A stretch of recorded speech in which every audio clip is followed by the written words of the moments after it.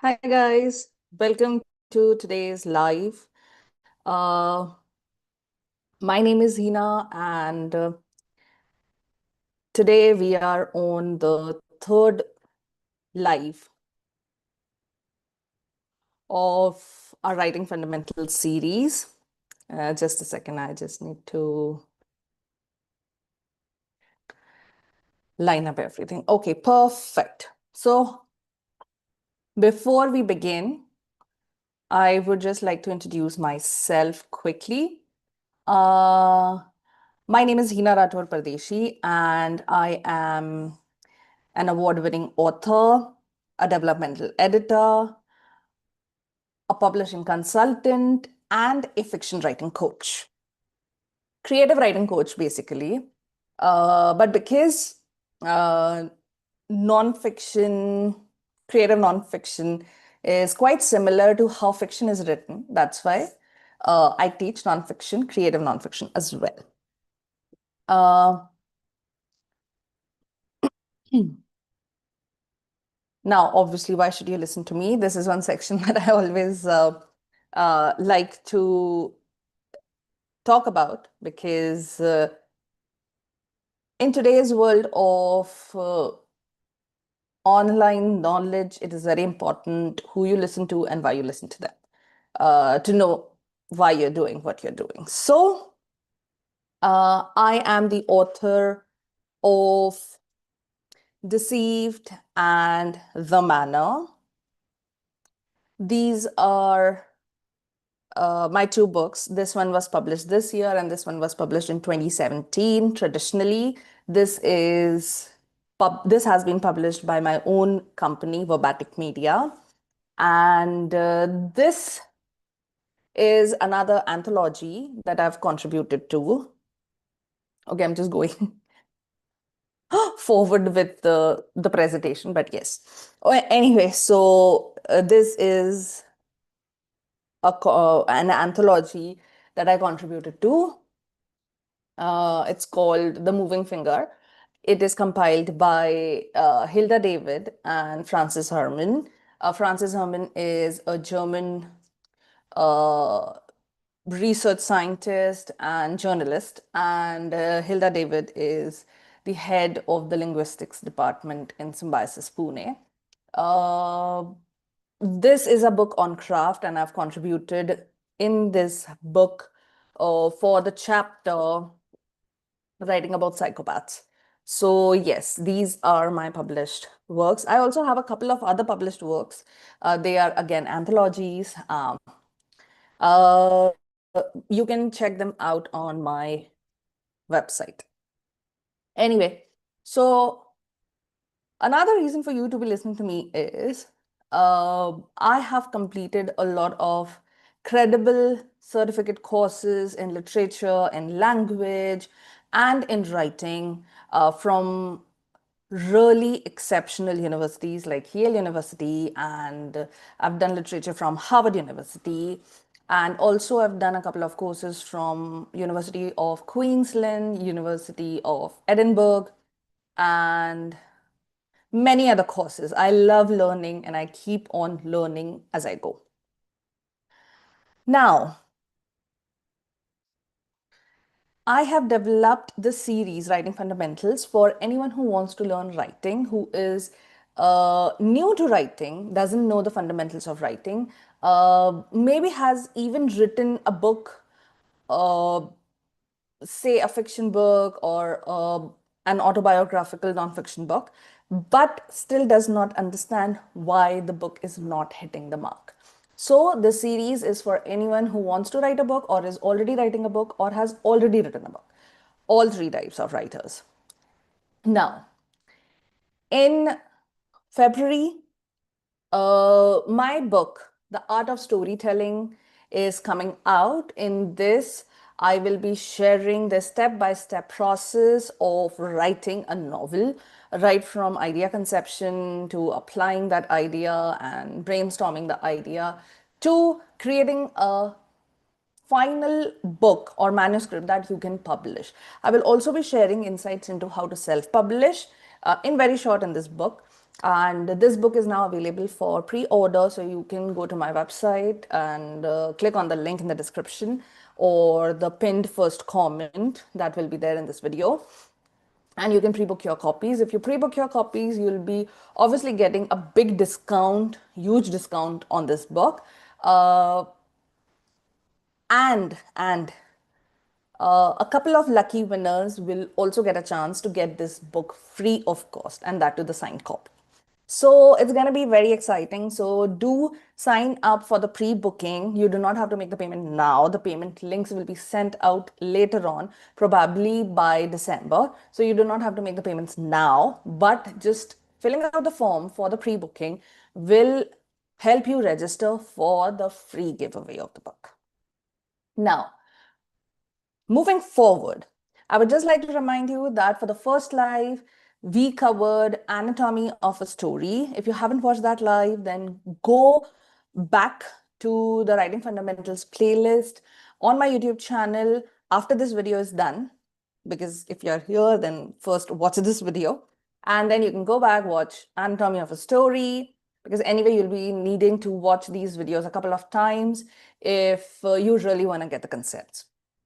Watch anatomy of a story, and then do not forget to download the story blueprint worksheet. It's actually a workbook of about, say, 20 pages, and it is available for free download on my blog, verbatikmedia.com. So you can go to my website and the blog on the website and download this from there. The links are all in the description, so you can find them very easily. For the last live, that is the second live, we covered building memorable characters, which is a very important topic in creative writing or in creating a story. So if you've missed that, then again, you can go back and watch this video. The video is there. It was almost a quarter to 2 hour session, and we discussed a lot of basics of building memorable characters. And the free resources with this live were building memorable characters workbook and character development prompt sheet. These two resources are amazing, and I would suggest that you guys download these PDFs and then print them out for your stories, for your characters, and fill them out as you go forward. Create a file, put them all in together so that you will have all the details of one project in one file. Now, let us begin finally with today's session. Writing Fundamentals, episode number 3. Conflict, story beats, and character archetypes. Now, actually, initially, I had meant to cover only conflict for this session, but after finishing the first 2 lives, because I had resolved to keep my lives only up to 1 hour or 30 minutes here and there, 30 minutes extra, but not more than that. I had to stop my sessions there, whatever I could cover in 1 hour or 1.5 hours. But I realized that there were 2 topics missing from the first 2 lives. So I thought I would include them today because conflict, even though is a very important topic, it is not as lengthy as some other topics are. So that's why I wanted to cover story beats and character archetypes today. Let us begin with conflict. Now, what according to you is a conflict? A lot of writers think that conflict means arguments or fights, or maybe, the villains or the antagonists in the story. But that is not the case.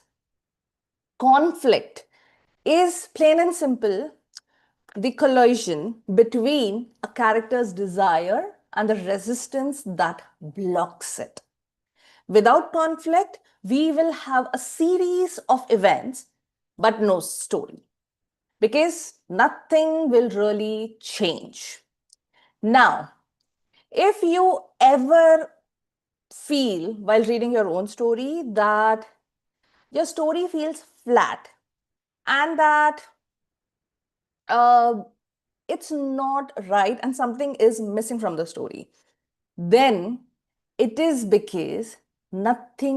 because nothing is happening in the story, but it is actually because nothing opposing is happening in your story. Opposition is what conflict is, and opposition is what that adds flavor to your story. Now, let us define conflict. Conflict is not limited to fights or arguments. It's actually the tension that arises when goals, values, or truths clash. It's born out of desire or when a character wants something. And resistance, that is when something or someone says no to that desire or stops the character from achieving that desire or goal. That is what conflict is. Now, remember the simple formula. Conflict is equal to desire plus obstacle plus stakes. Now, let us take an example to understand this entire concept in a very simple way. Frodo from Lord of the Rings desires to save Middle Earth. But the ring's temptation resists him from destroying the ring and thus his desire to save Middle Earth.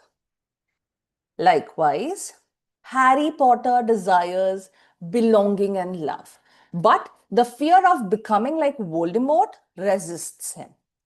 Uh, Jon Snow desires honor, but love and politics pull him away from it. Likewise, Amir in The Kite Runner desires his father's approval, but his own cowardice stands in the way. Each of these desires propel the story forward, not because the characters succeed in getting their desires, but because they have to struggle in order to even reach close to that desire. Why stories can't exist without conflict?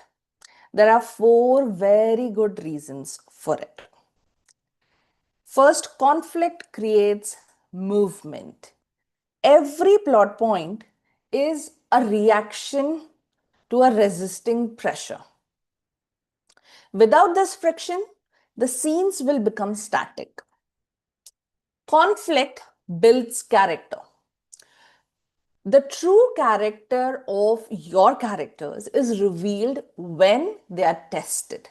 For example, Gandalf's calm comes out when he's really put in extreme pressure situations. Because otherwise, in normal situations, anyone can be calm. But it is only when you have to go through a lot of conflict, a lot of problems, you see Jon Snow's integrity shine through and Amir's guilt. All these traits, character traits, all surface only under strain. And that is why stories cannot exist without conflict.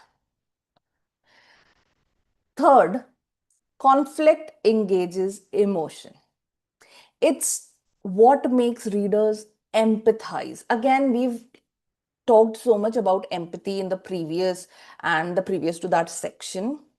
There is no tension if there is no curiosity.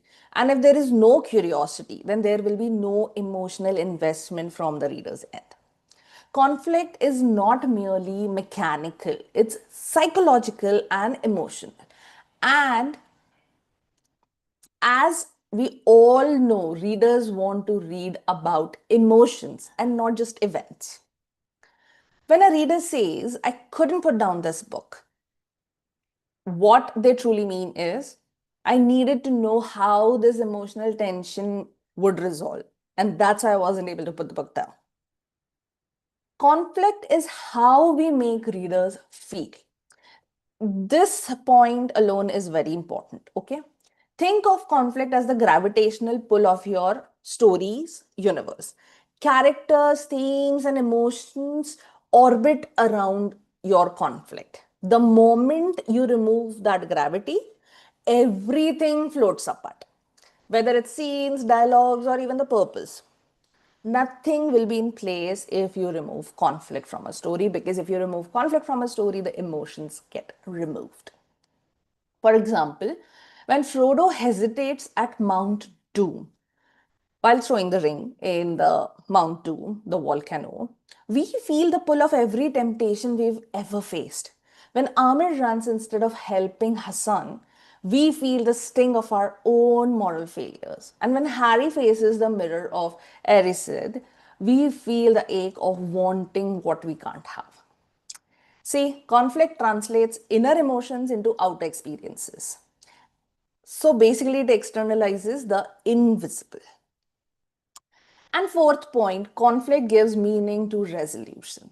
The ending matters only when the struggle mattered to the reader. Frodo's departure to destroy the ring when he enters Mount Doom only touches us because we've seen him suffering while wanting to do that. So when he finally does it, it means something to us. Resolution without conflict is useless and it is not storytelling. Now, we'll be talking more about resolution in the coming section, but for now, remember any resolution without conflict will be a dud. Now, let us talk about layers of conflict. There are two types of layers in conflict. Now, why I call them layers and not types? Because if I call them types, then you would think you need either of the two. But when I say layers, it means you have to use both internal as well as external. Okay?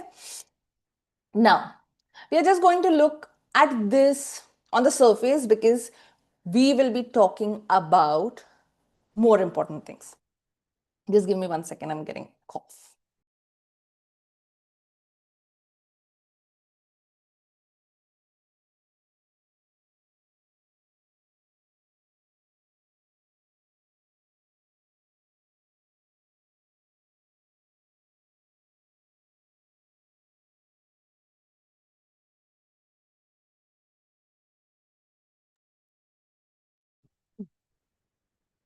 Okay, sorry. I have Hanitas here with me. My throat again is not doing very well because of all the smoke and everything. Uh, it always happens. I have allergies and they get flared up during Diwali time. So I'm very sorry for that. Anyway, so when we talk about internal and external conflict, it's actually pretty easy. Internal is anything that's going on inside, and external conflict is anything that goes on outside in the physical world. Now, internal conflict is basically the invisible war that your character has to fight with themselves. So it could be guilt, temptation, fear, or a moral choice. For example, we have Amir's shame, Frodo's burden, and Jon Snow's honor dilemma. For external conflict, it is basically the visible war. Say antagonists, society, nature, destiny, or a supernatural entity. Examples of external conflict will be Voldemort, Sauron, Taliban ruled Kabul, etc. Now, good fiction or good story will always have both as layers. The external will always mirror the internal conflict. For example, Frodo's physical burden of carrying the ring, because it is physically impossible for him to carry the ring, it gets extremely heavy, it burns his finger, etc. It always mirrors his inner conflict of temptation and corruption. Amir's return to Kabul isn't just external conflict, it also mirrors his penance, internal conflict. If you can connect the outer conflict to an inner wound, you will have struck gold. Now, let us look at the purpose of conflict in narrative structure. Sorry, I changed the slide. I'm so sorry. Conflict acts as the architect of the plot. Now, it creates cause and effect. Every scene must answer what does the character want here and what stops them. Cause and effect is extremely important when it comes to story writing because it is kind of like a chain. Everything that happens needs to have an effect, and that effect in turn needs to incite or uh, put into motion another thread, whether it's physical, internal, it's all okay. But it needs to kickstart another thread of cause and effect. And that's how you go about in storytelling with cause and effect chain. And in the cause and effect change, the transformation happens. Now, it might have just gone a little over your head, but bear with me. That's why we are covering topics one at a time. So, you need to ask yourself, what does the character want here and what stops them? Then, second, conflict raises stakes. The more they risk, the more we care. If your character wants something, for example, Frodo wants to destroy the ring. Now, what stops them? Sauron, as well as the Eye, right? The villains, basically.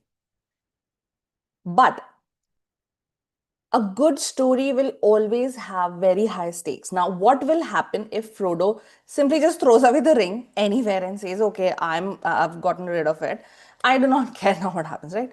No, we need to have stakes. So the stakes are that Sauron is going to take over the world, and the world will become a dark place, and Shire will be destroyed, humanity will be destroyed, all the hobbits will be destroyed, everyone will be destroyed, right? Those are stakes. These are like massive stakes. Then, conflict also builds theme. So, the way conflict resolves reveals the story's message. Now, again, just to revise the purpose of conflict once again, because I did digress a little bit here and there. There are three main purposes of conflict. One, it creates cause and effect. Second, it raises the stakes in a story. And third, it builds the theme of your story. Now, let us do a little exercise, okay? Grab your notebooks and complete these lines. I am sharing these in the comments. So just give me 1 minute. I'm going to share an exercise. If you're watching this in live, you can solve it here. If you're not watching it in live, then you can just leave your comment in under the video and I will definitely have a look at it.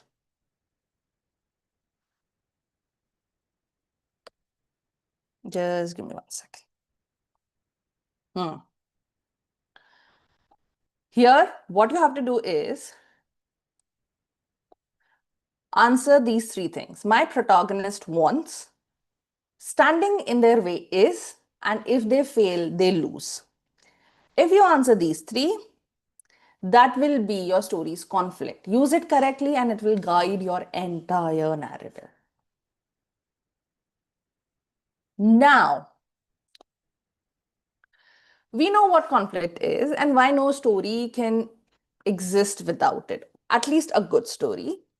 Let's now look into the 5 main types of conflict.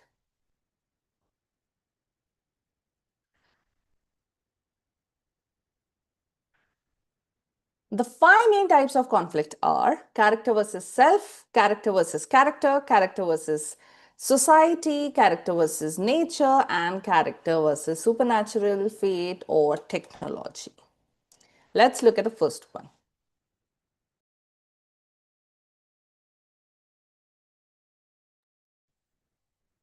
Character versus self. Now, this conflict is internal conflict. Character versus self is the deepest and the most personal form of conflict because it is the war within. Here, the enemy lives inside the protagonist in the form of doubt, guilt, fear, temptation, shame, or moral indecision. It's what makes characters human. Readers don't just watch them fight, they feel them wrestle with themselves.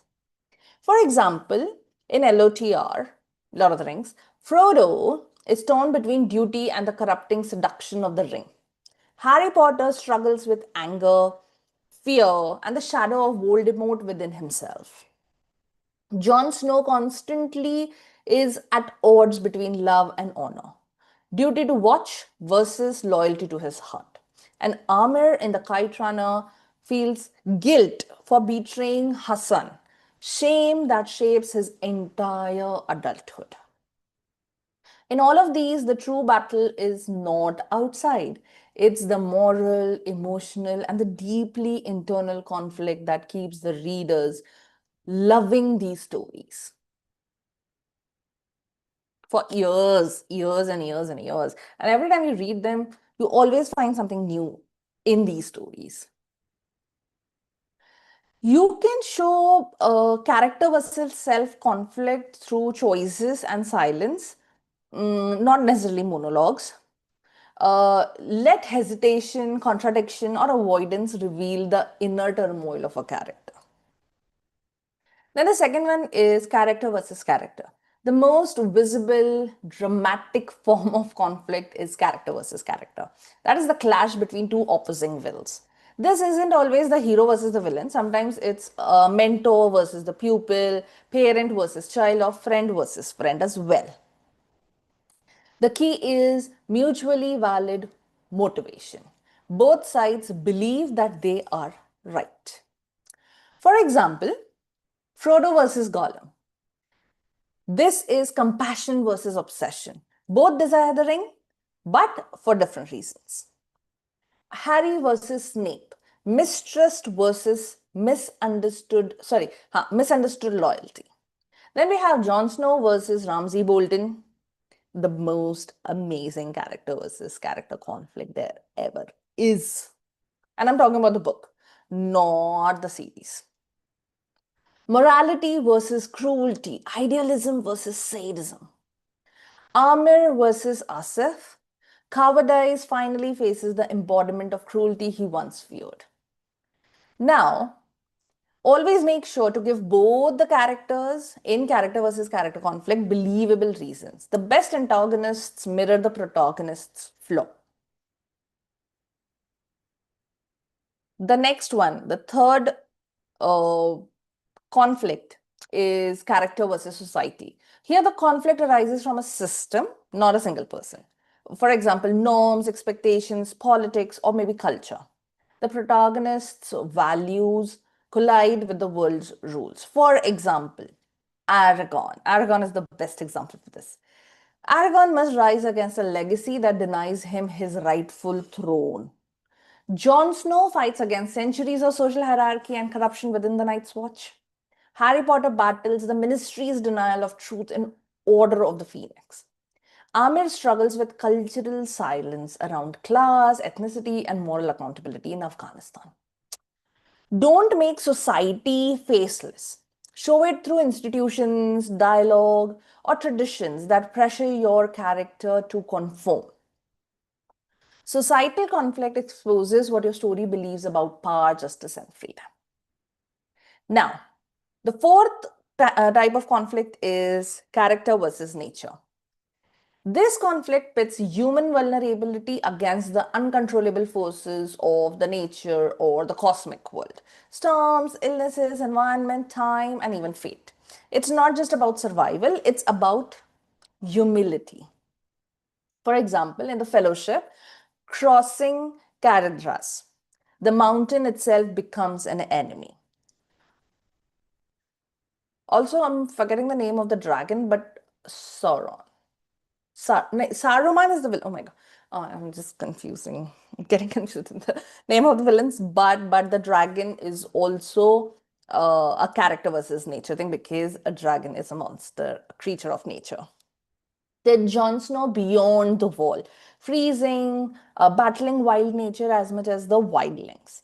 Harry Potter, survival against magical creatures in the Forbidden Forest. And in the Kite Runner, Kabul's war-torn landscape becomes an extension of Amir's internal decay, nature and war as one.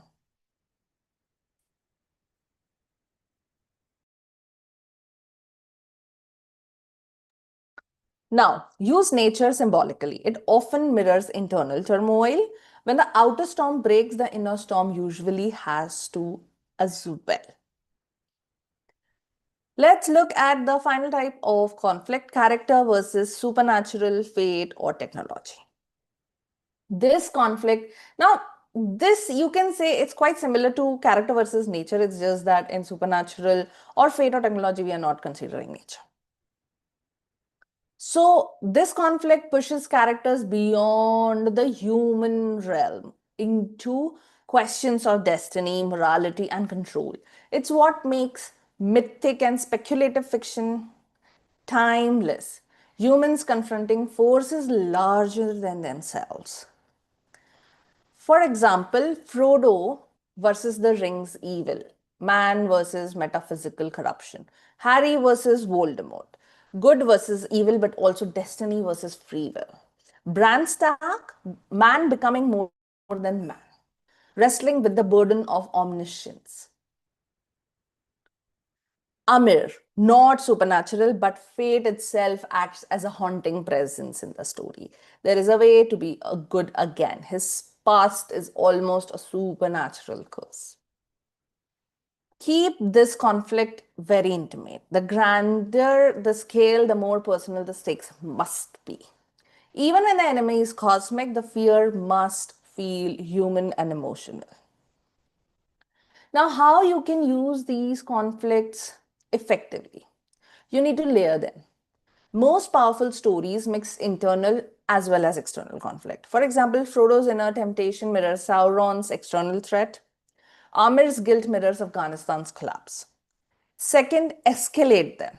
Conflict must intensify as the story progresses. Each win should make the next challenge harder, not easier. Third, personalize them. The conflict must matter emotionally to the protagonist. The closer it cuts to their identity, the deeper the impact. And fourth, resolve one, echo another.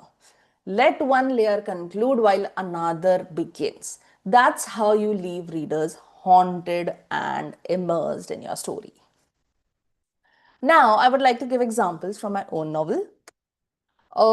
First, I'll take The Manor. In The Manor, Leela, the main conflict or the external conflict is Leela versus the manor and also the widow. It's the entity in the book. The physical manifestation of ancestral guilt, ritual sacrifice, and maternal legacy. The manor isn't just haunted, it's sentient. Leela's external battle is against a force that seeks to consume her, a supernatural echo of generational silence. Now, if we talk about Leela's internal conflict, it is character versus self. That is Leela versus herself because of her grief, her denial, and her inherited trauma. She must confront the truth about her family's ritualistic curse and her own identity as the next offering. I hope I haven't given away too much, but yes. Now, for secondary conflicts, Leela versus her brother, Purab, which is faith versus skepticism, and then Leela versus her past self, that is the woman who fled versus the one forced to return. Now, the thematic core of the manor is the true horror isn't the ghost. It's what the living inherited when the dead refused to let go. Now, for deceived, the main conflict, if you've already read this, then you will get it. If you haven't, then you need to read it so that you can get from both the books, examples from both the books. The main conflict or the external conflict, the main external conflict in this is Allison versus Danny. That is survival against manipulation, betrayal, and hidden danger. The novel plays on trust as both a weapon and a wound. Then there's internal conflict where we have Allison versus self, that is Allison versus her trauma and guilt, which stems from her past, her mother's death, uh, and her brother's death as well, and her longing for stability. In secondary conflicts, there'll be Allison versus societal pressure and loneliness, and Allison versus the truth. She's constantly torn between what seems safe and what feels wrong. The thematic core of Deceived is survival is not just physical, it's psychological. To survive, Allison must destroy her illusion of love. Now,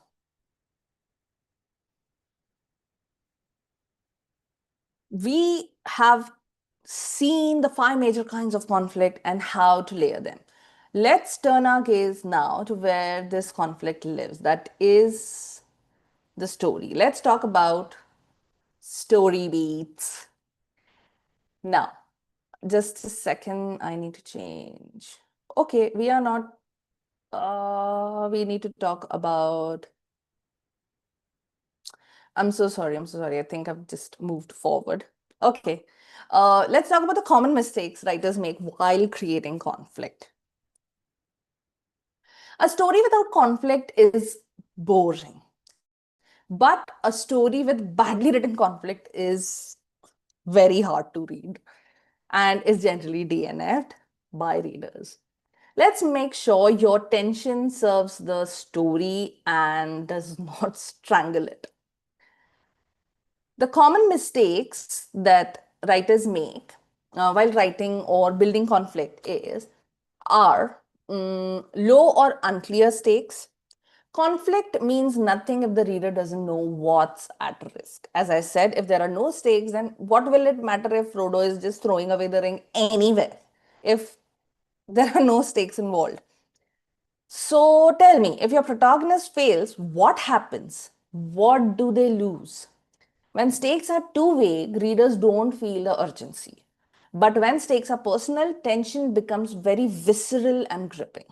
For example, in The Lord of the Rings, Frodo isn't just carrying a ring, he's carrying the fate of the world and his own soul. In The Kite Runner, Amir's quest isn't just about saving a boy, it's about saving himself from lifelong guilt. And in Game of Thrones, every choice is life, death, or honor. Stakes shift constantly, but they always feel monumental. So you need to define what your protagonist stands to lose emotionally and physically. That's where the real tension comes from.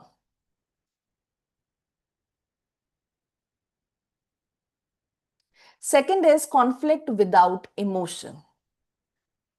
Many writers focus on what happens, but not how it feels. But as I've already mentioned, readers don't connect with events, they connect with the emotional consequence of those events. For example, when Frodo argues with Sam, we don't care about the argument. We care that the friendship itself is fracturing under the ring's weight. When Amir hesitates to defend Hassan, it's not the act but the cowardice we feel. When Harry loses Sirius, the real conflict is internal grief versus resilience. Remember, anchor every conflict scene in emotion. Ask yourself, what is your character feeling and what truth are they avoiding? The third mistake is repetitive or static conflict. This happens when writers repeat the same fight, same argument, same stakes without any kind of escalation. Conflict should evolve. It should evolve every clash. Now, every clash should cost more, should push the characters harder, or reveal something new about either the character or the plot. For example, Frodo's struggle with the ring deepens from temptation to dependency to possession. Jon Snow's conflict shifts from obedience to doubt to leadership to rebellion. Amir's guilt transforms from avoidance to confrontation to redemption. So it should always evolve. You cannot be repeating things. You cannot be repeating your conflict again and again. In every new chapter, ask yourself, how is the conflict worse than before? If the answer is it's not, then you have a static conflict at your hand. The fourth mistake is forced or manufactured conflict. This is when tension is added artificially through misunderstandings, unnecessary fights, or coincidences that only the author can understand. So it's obviously written only for the author's convenience, and we do not want that, and because that is not organic. It feels very artificial and not real at all. Trust me, readers can sense it. Readers can totally sense when characters are fighting just so that something that the author wants happens. For example, in weaker fiction, lovers argue for no reason other than to prolong the story. Or let's compare that with The Kite Runner. Every confrontation arises naturally from Amir's guilt and history. It's earned, not planted by the author. If you remove the conflict and the story still works, it's not a real conflict. Every clash should change something essential, maybe a relationship, a belief, or a consequence. Sorry. The fifth mistake that writers make while creating conflict is resolving conflict too easily. One of the most damaging mistakes is removing tension before it can peak. You've built the pressure, but instead of letting it boil, you release it too soon. You just open the pressure cooker's lid and let all that good steam and pressure let out. When conflict resolves too quickly, the story loses its gravity. If Frodo could simply throw the ring without internal struggle, the journey would mean nothing. If Amir forgave himself in the first act itself, the story would collapse. If Game of Thrones, in Game of Thrones, the reason readers stay hooked is because resolutions are earned and not handed to the characters. Conflict must always hurt. Let your characters suffer, falter, and even fail. That's how readers get invested in your story. One mistake that I have not listed is that do not mistake conflict for drama. Unnecessarily yelling, making your characters yell, creating chaos, or having constant high stakes, they are not conflict. They are simply just useless beats.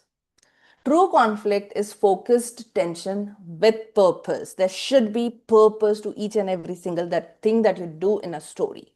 Think of it like a violin string. If stretched just enough to make music, if it's too loose, there will be no sound. But if it's too tight, it'll snap. Conflict is music, drama is noise. You need to be able to know the difference very clearly. Finally, we can move on to the next topic. Conflict ends here. If you guys have any doubts, you can ask them in the comments. I'm just gonna give you all 1 minute.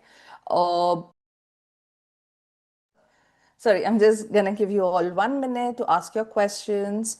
I'm gonna open my YouTube in my phone so that I can look at the comments just in case if you guys have any doubts, I'll answer them. If not, then we can move forward.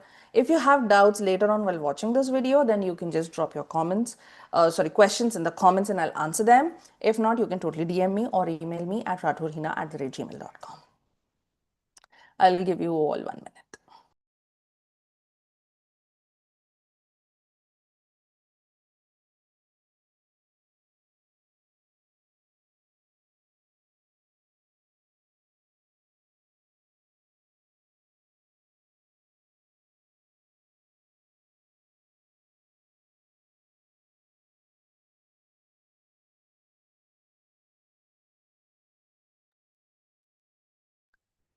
Awesome. So let's move forward with the next section. That is the second main topic for today.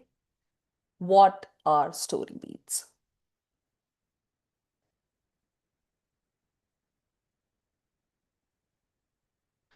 Story beats are the emotional and structural turning points that keep a reader engaged. It is the silent thump, thump, thump that carries your story from one moment of change to the next. In the simplest of terms, a story beat is a specific, significant moment that moves the plot forward. It's a fundamental unit of storytelling, smaller than a full scene, that marks a change in action, emotion, or understanding for a character. Without story beats, a story is just a list of unrelated happenings. This happened and then this happened. But with story beats, the story becomes a cohesive flow. This happened, So this happened, which caused this to happen, and then this happened. Story beats are the key moments of change in a story, whether emotional, psychological, or situational. Each beat marks a shift in knowledge, desire, power, or emotion. They are the invisible bones of storytelling. They are subtle yet strong enough to hold the entire narrative upright. If I were to define a story beat, it is a moment where the story turns, where something new is learned, or maybe lost, or decided, or revealed. Think of them as emotional landmarks that guide both the writer as well as the reader through the chaos of the plot. Now, okay, why do story beats matter so much? Because they prevent the sagging middle. If you have proper story beats in place, you will not have the problem of the sagging middle. Beats create rhythm and direction and avoid dull stretches. Now, even if it's not in the middle, uh, I'm talking about the middle as in the three-act structure where the second act is just a long void, right? If you use story beats there, then obviously the structure can easily be divided into four-act structure, five-act structure, or seven-act structure altogether. But if you do not want to do that, you can simply use story beats. Story beats also shape emotional flow. Each beat builds anticipation or relief or revelation. So the emotional flow is very good if you use story beats. Story beats also create or enhance the reader's experience. Every time the reader's expectation shifts, that's a beat. Story beats also help writers stay grounded. Beats remind you what the story needs next, not just what you want to add next. So they are very good to help you keep on track. And beats are actually the cheat sheet for planners and plotters who plan the story and then write it. Beats are what make a story feel inevitable, like it couldn't have unfolded any other way. Now, I have a little section which I've actually taken from my book, The Art of Storytelling, and I'm just going to touch upon it. But it's very interesting, that's why I want to share it with you. It is the section on how to structure story beats. Uh, we'll explore this deeper in the art of storytelling whenever we get a chance to dissect that book. Uh, but let me introduce you to the organic flow of narrative rhythm. Conflict, chaos, consequence, and change. Every beat belongs to one of these cycles. Conflict introduces pressure, choice reveals character, consequences deepen the situation, and change shifts the story forward. For example, Frodo hesitates to take the ring. That is conflict. He decides to carry it. That's his choice. He is hunted by the Nazguls. That's the consequence. And he leaves the Shire forever changed. That's the change. Each moment is a beat. It is small, but it is entirely transformative. Now, there are two levels of beats, micro beats and macro beats. But we won't be getting into it now. We can later explore it in the intermediate session of writing fundamentals. This is enough information about what story beats are. Now, let us look at the 5 types of story beats that we are going to be exploring today. The 5 main story beats that every story needs. Every story, no matter what the genre or the length, needs a skeleton of 5 essential emotional beats. Think of them as the milestones of transformation, the moments where your character moves from ignorance to awareness, from stability to change. These 5 beats are not formulas, they are universal experiences. Just give me a second.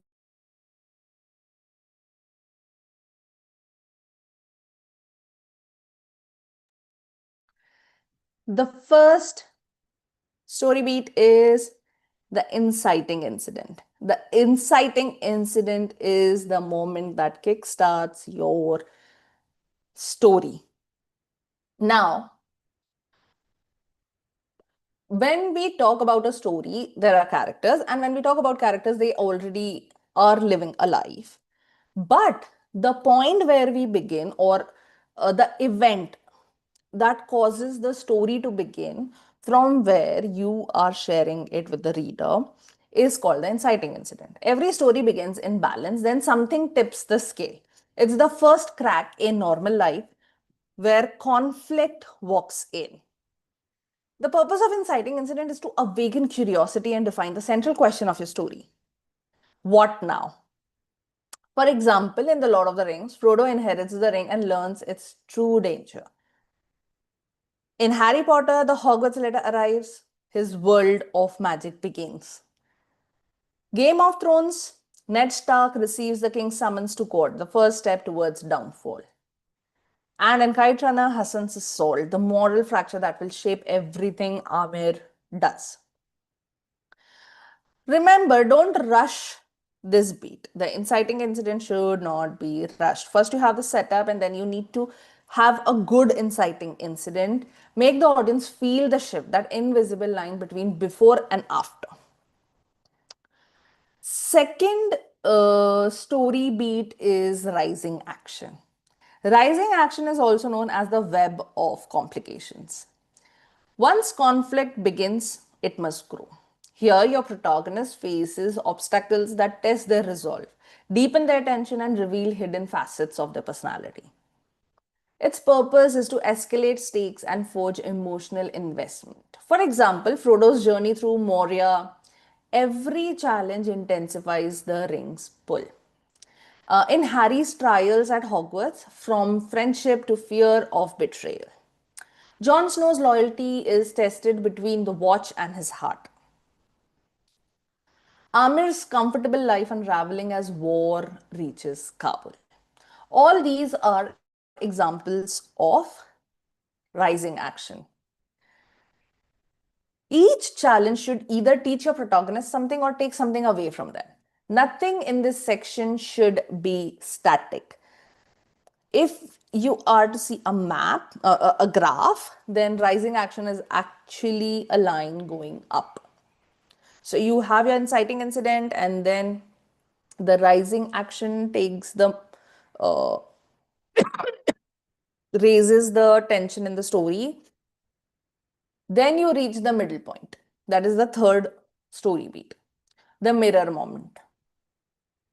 At the story's center lies revelation. That is the point of no return. Now, when I say the midpoint, it is not exactly the midpoint of your story. It is the midpoint for your characters. Okay? It's the midpoint is the mirror beat when the protagonist sees the truth about themselves or their world. The truth is revealed to them. So basically, now when I say truth is revealed to them, it doesn't mean that they've been listening to some kind of a lie. They've actually been believing in some kind of a lie, but up to the point of midpoint. Okay. So basically, their worldview is a certain way, and after the midpoint, at the midpoint, it should change, dramatically shift. For example, if you have a character who thinks that the entire world is good, and maybe then you have an inciting incident where something bad happens to her, and then you have this rising action where she constantly needs help from someone, but she never receives it. So there will be a midpoint where she will realize, okay, I was wrong about the world. Not everyone is kind, right? So the worldview has shifted. The purpose of the midpoint is to shift the direction. Uh, it will shift your character from reacting to deciding, from passive to active, from reacting to taking decisions now. Okay?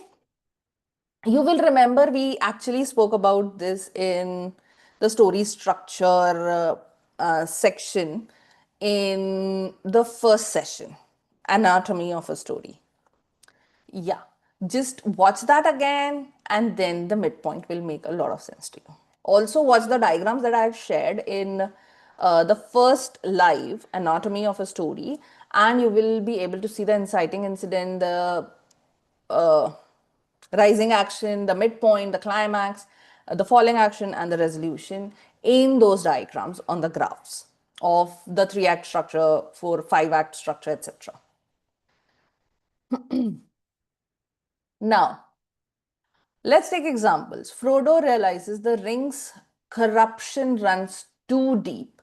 He must bear it alone. Harry learns the prophecy that neither can live while the other survives. Daenerys embraces her power, knowing it will cost her humanity. Amir decides to return to Kabul. Redemption begins here. Remember, you have to ask yourself constantly, what truth does my protagonist face here that they've been avoiding since page 1? That will be your midpoint. This is the emotional axis of your story. It will turn your story on its head. That is why it is known as the point of no return. The fourth story beat is the climax or the ultimate confrontation. This is where all conflict collides. The outer and inner battle meet. It's the most intense beat, but also the most revealing one. Here, your characters must act, and in acting, define who they truly are. To answer the the purpose of this story beat is to answer the story's central question, that is, will they change? For example, Frodo stands at Mount Doom. His will fails, but fate intervenes. Harry faces Voldemort, choosing self sacrifice over survival. Jon Snow kills Daenerys. Now I'm talking about the series, not the book, because in the book this does not happen yet. Jon Snow kills Daenerys, so love versus duty meets tragedy. Amir fights Asif, finally facing the monster he once ran from. A climax should resolve one arc, but it should mirror another. The action ends, but the emotion will still prevail. Now we come to the final beat, that is the resolution, the emotional aftermath. Every great story needs stillness after the storm. This is where you show how the journey has changed your character. It's not about tying everything up very neatly. It's about letting the meaning settle into the reader's psyche. For example, in The Lord of the Rings, Frodo sails to the Grey Havens, healing through departure. Harry Potter sends his son to Hogwarts. There, the cycle of hope continues. In Game of Thrones, we see Bran's reign in the series, a symbolic reset after the ruin. And in The Kite Runner, Amir runs the kite for Sorab. It is a small gesture which is kind of an immense redemption. Remember, end on transformation, not explanation. The emotion must echo beyond the final page. Now, let us quickly look at how do these beats work together. Inciting incident awakens desire and it leads to the emotional state of curiosity and disruption in the reader. Rising action escalates tension and it shows the emotional state of struggle and resistance of the character. Midpoint reveals the truth and the emotional state of the character will be awareness and choice. Climax demands transformation and it will show the emotional state of courage and consequence of the character. Resolution restores balance and it will show the emotional state of acceptance and reflection in the character, and the same will be mirrored in the reader. When you know these 5 beats, you can structure any story from a 500-word flash fiction to a 500-page epic.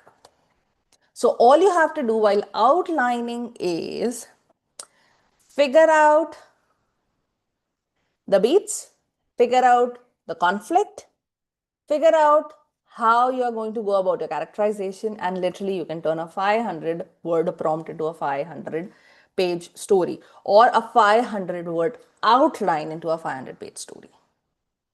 Now, I have an exercise for you. You can map your current work in progress, or WIP as we call it, using this framework. First, what event disrupts your character's normal life? How does tension rise after that? What truth do they realize mid story? What's their final test? And how are they changed by the end? Answer these 5 questions, and you would have mapped your entire story into a good structure. Now, I would love to share the examples from my own book, but the problem is if I'm going to tell you about the climax and the resolution, then it is going to spoil both my books. And I do not want to do it. So you can buy these books on my website, from my website, or on Amazon. I'll share the links in the description.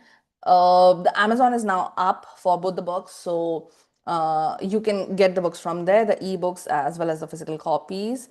Deceived's physical copies are not available at the moment, but the Manners physical copies are available. You can directly place the order with me as well, and I'll send you the files or the physical copies. But you need to read the books, and then after you read the book, we can totally discuss what comes as climax and resolution for them. Now, with this, we come to an end to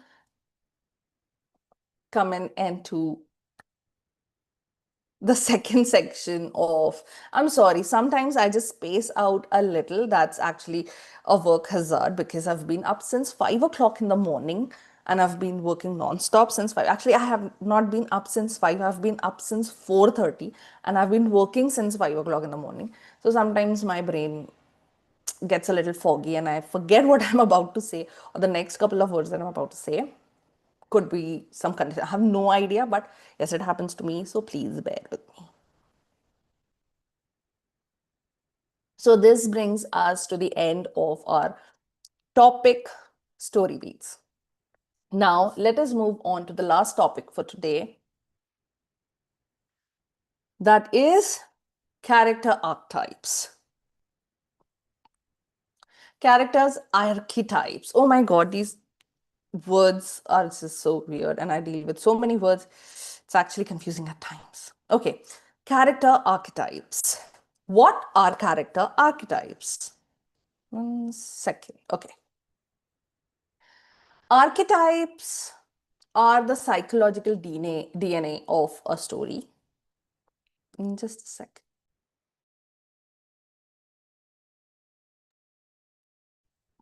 They are timeless patterns of roles that have existed in human consciousness for centuries. Heroes, mentors, tricksters, shadows, they appear in every culture, in every age, wearing different names but carrying the same emotional resonance.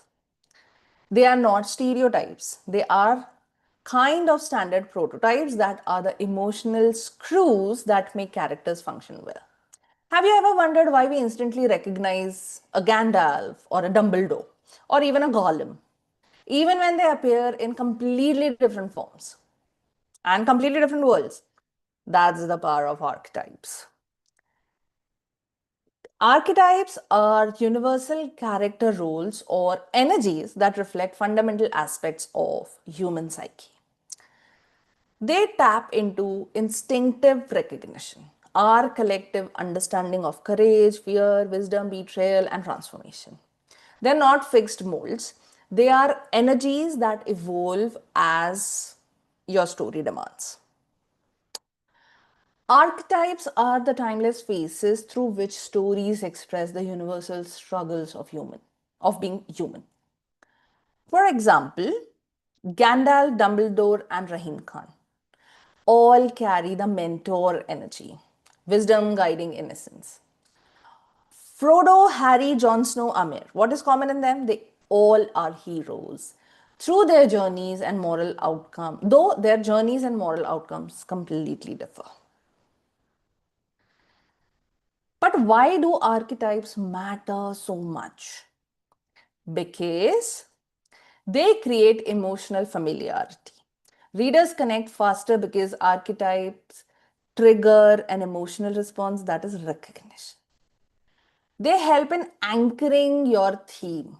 Each archetype embodies a universal truth or a universal theme of, say, love, sacrifice, corruption, or growth. Archetypes add depth and balance to your story. A strong story has archetypes that complement and challenge each other.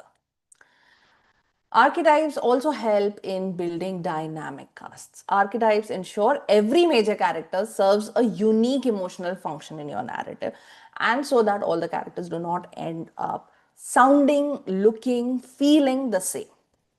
Say, if conflict is the heartbeat of the story, archetypes are the soul that feels it.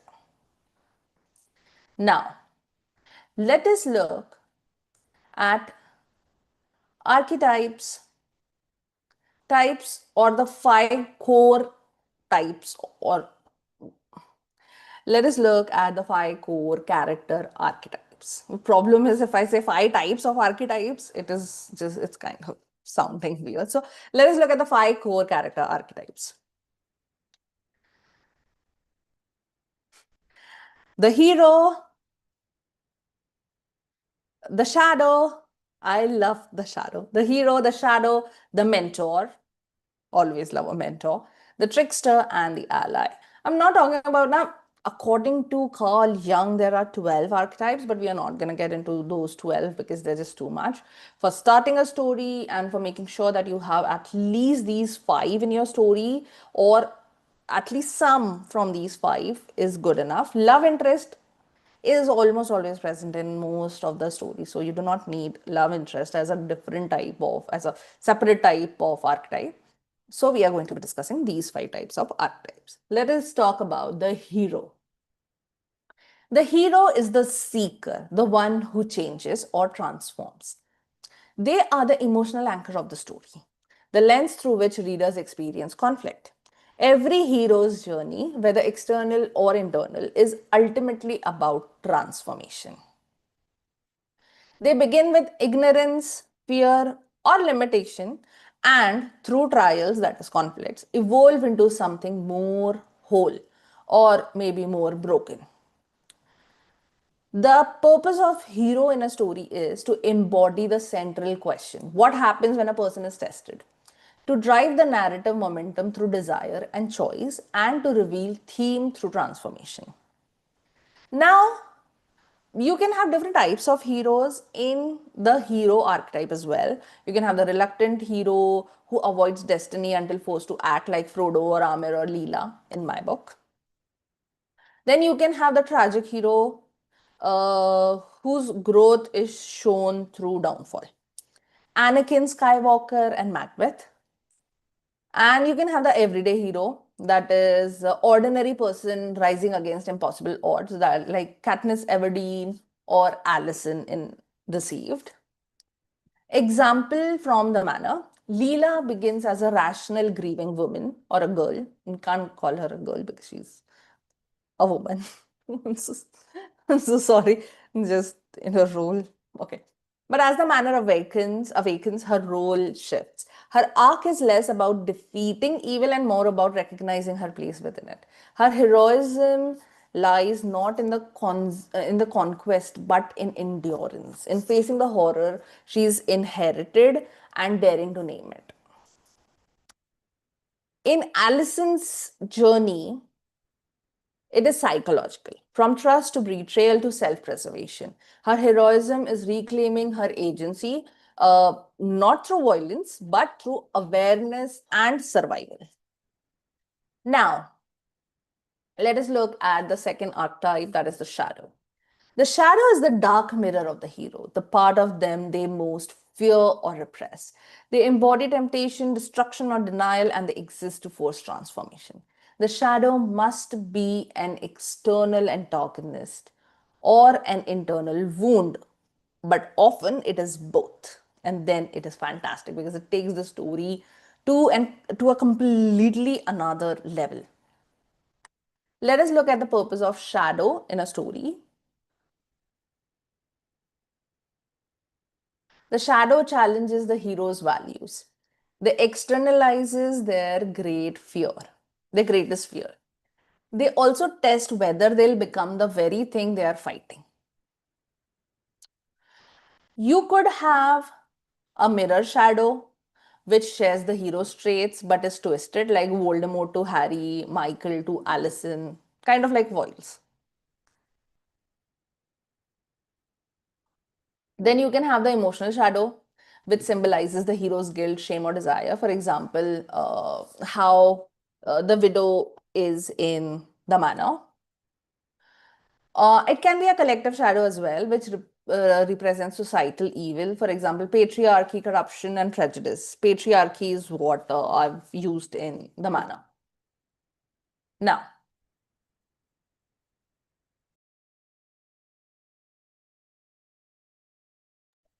for deceived, there is Danny, who is Allison's shadow.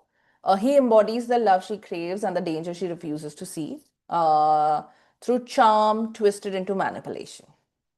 Her journey is to confront the darkness she once mistook for light. Then the third archetype is the mentor.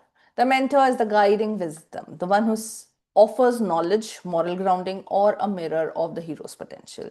They represent experience and perspective.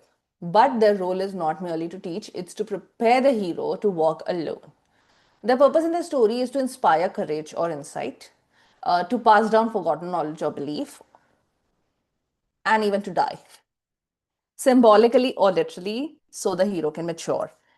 In my book, uh, I have Sam as the I no, Sam is the ally.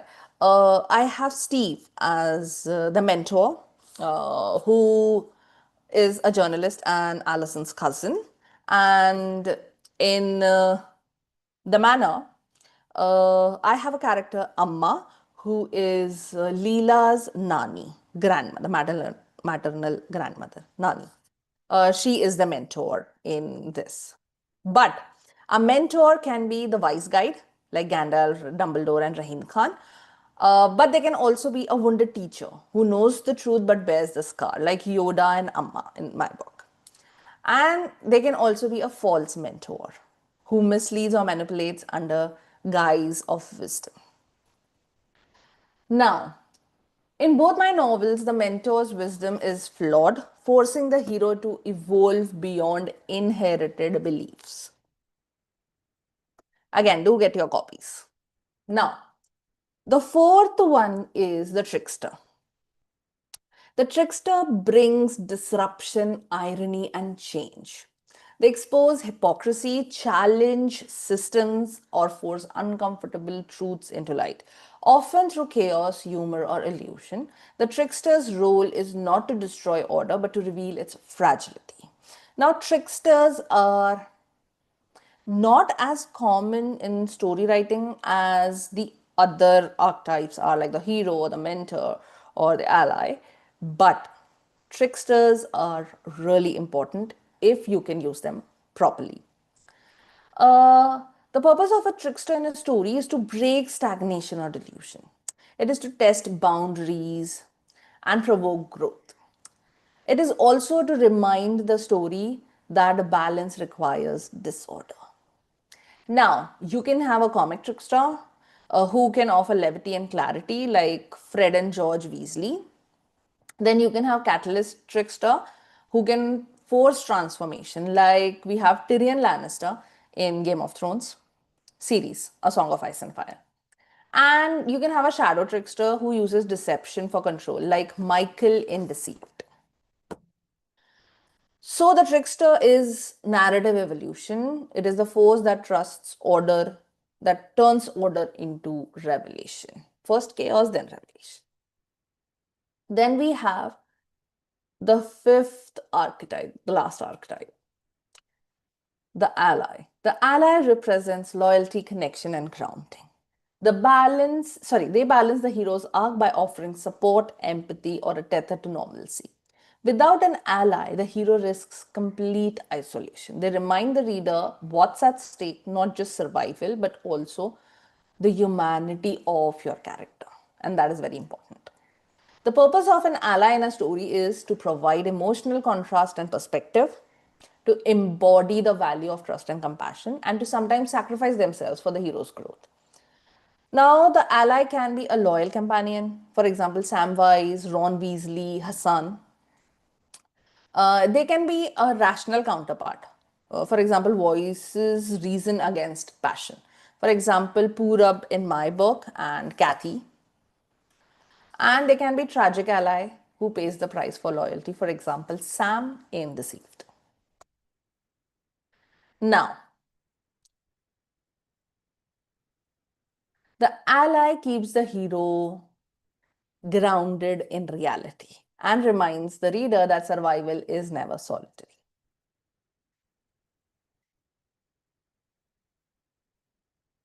Now, every story is a constellation of these five energies: hero, shadow, mentor, trickster, and ally.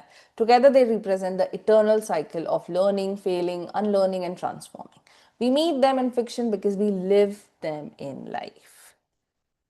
Now, let us look at how we can bring the three topics of today together.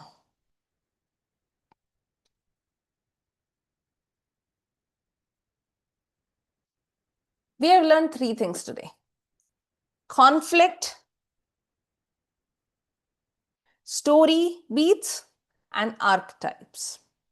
Together, they form the trinity of narrative power because they add movement, rhythm, and meaning to the story. Conflict is what gives your story movement, story beats are what gives your story a rhythm, and archetypes, character archetypes, give it meaning. Now, how they interconnect? Conflict is the why of the story. Conflict creates tension, that is the why of the story. Story beats organize that tension and they are the when of the story. Archetypes express that tension through human emotions and are the who of your story. And together, conflict, that is why, beats, that is when, and archetypes, that is who, will give you emotional resonance, aka reader connection. For example, Frodo in LOTR, Lord of the Rings, faces conflict between good and temptation. Each beat, so Frodo's conflict is between good and temptation. Each story beat, that is accepting the quest, facing betrayal, reaching Mount Doom, escalates that inner war. And his archetype as the reluctant hero gives the conflict moral depth. Uh, in The Kite Runner, Amir faces internal guilt and external war as conflicts. His beats, that is of betrayal, exile, return, redemption, mirror his emotional arc. And his hero archetype becomes redemptive rather than glorious. A well told story doesn't just make readers care about what happens, it makes them feel who it happens to.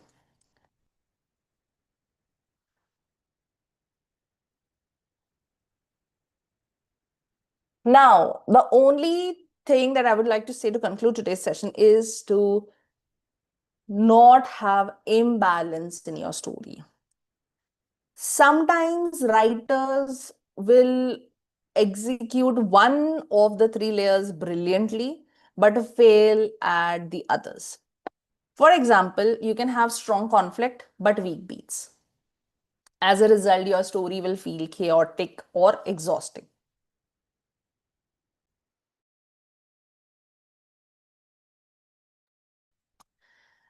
Then you can have good beats but no conflict. The result will be a beautifully structured but emotionally hollow story. Then you can have good archetypes, amazing, deep archetypes, but no external pressure. So you will have static or slow story.